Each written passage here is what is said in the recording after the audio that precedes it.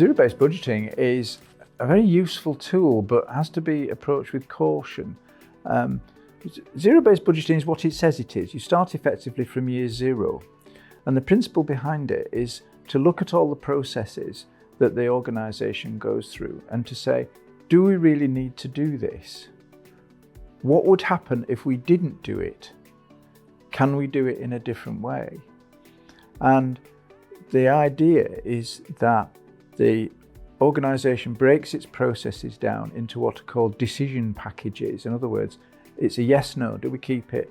Yes. Do we keep it? No. And these can then be considered for inclusion in the budget.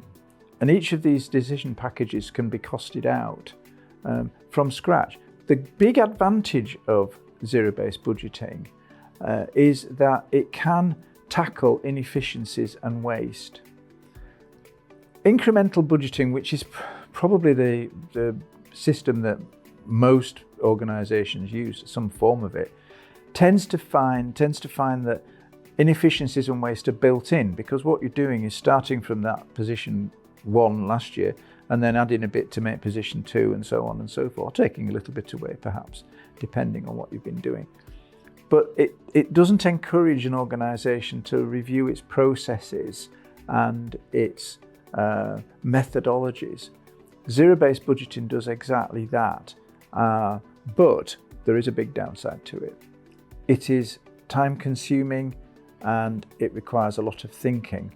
It requires research to investigate alternative ways of doing things.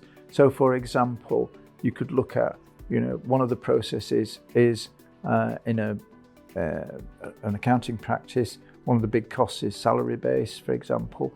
Therefore, you're employing people to prepare salaries and wages and holidays and things. Can we outsource this? If we outsource it, who do we outsource it to? Would that be cheaper?